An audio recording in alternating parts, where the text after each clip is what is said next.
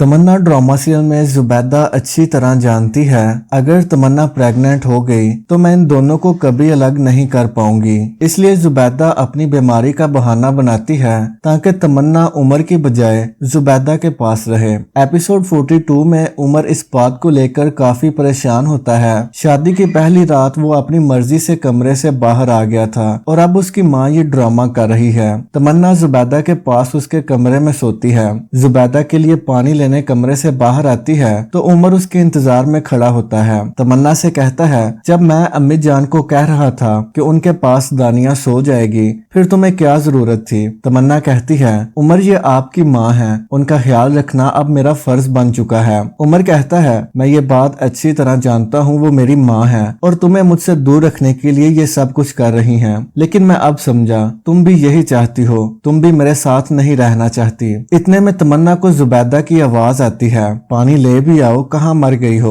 तमन्ना बिना कुछ जवाब दिए कमरे में चली जाती है। शहरयार बहुत ही घटिया इंसान है। खालिद से दौलत हासिल करने के बाद अब उसकी नजर एमन पर है, इसलिए खालिद को कहता है कि बिजनेस चलाने के लिए पढ़ा लिखा होना जरूरी है। अब आप तो पढ़ने लिखने से रहे, क्यों ना एमन को अपने साथ शामिल कर लिया जाए। हर बात की तरह खालिद शहरयार की ये बात भी मान जाएगा और उसके बाद एमन बिल्कुल बर्बाद हो जाएगी। जुबैदा दानिया को राजी करने की हर मुमकिन कोशिश करती है। अब हारून शादी करना चाहता है तो तुम क्यों इनकार कर रही हो। दानिया कहती है, अम्मी हारून आज भी तमन्ना को चाहता है। तमन्ना की मोहब्बत उसकी आंखों में मैं देख चुकी हूँ, मैं अब किसी सूरत भी उस पर एतबार नहीं कर सकती। इतने में वहाँ हारून आ जाता है जो दानिया से वादा करता है कि शादी के बाद उसे वो सारे हक देगा जो एक बीवी रखती है। इसके बाद दानिया और हारून की शादी हो जाएगी। तो दोस्तों आपके ख्याल में क्या जुबैदा उमर के साथ ज्यादती कर रही है और उसे क्या सजा मिलनी चाहिए? कमेंट करके लाजमी बताएं। शुक्रिया।